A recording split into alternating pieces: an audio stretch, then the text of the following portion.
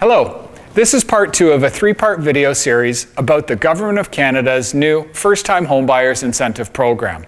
The first part of the video talked about the general overview of the program, and you can find it in a link below. This video is going to talk about frequently asked questions about the program itself. So let's get to it.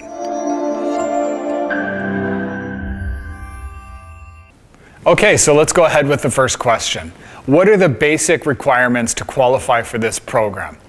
The 3 main qualifying requirements is that you have to have the minimum down payment of 5%, your annual income cannot be any higher than $120,000, and if you're doing this jointly, your joint income can't be higher than $120,000, and then your borrowing is limited to 4 times the qualifying income for the program. The next question is, when do I need to repay the government? So you have to pay the government back the earlier of 25 years, so there's a 25-year cap, or you pay them back once you sell your property. So that could be 1 year down the line, 3 years, 5 years, 10 years, it doesn't really matter. It's the earlier of whenever you sell the property or the 25-year period. The next question is, how do I know how much I have to pay back?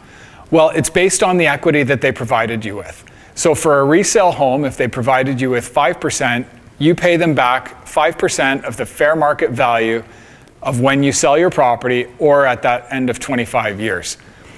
Or if it's a new construction home and you've opted to go with the 10% incentive, you're required to pay 10% back upon the sale of your property.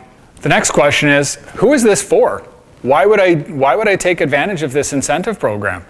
Well, it's quite simple actually. If you're struggling to come up with an adequate down payment, now you do need the minimum 5% down, but if you're struggling to come up with more money, you want to minimize your monthly mortgage payments, housing is expensive right now.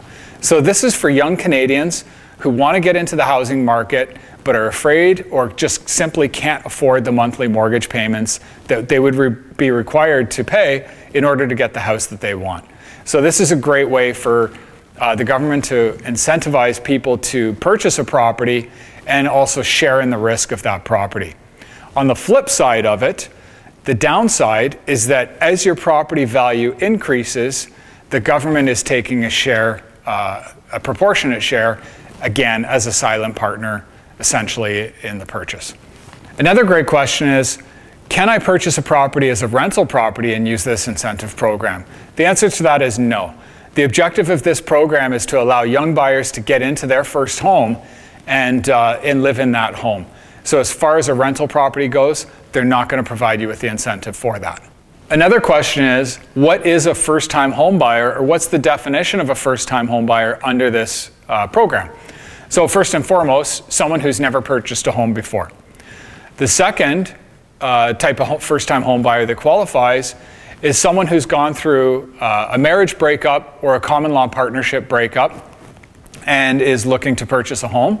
And then the third one is that if you've not occupied a home in the last 4 years that you've owned with a spouse or a common law partner. And finally, is mortgage loan insurance required? The answer to that is yes. The first mortgage must be greater than 80% of the value of the home and must be insured.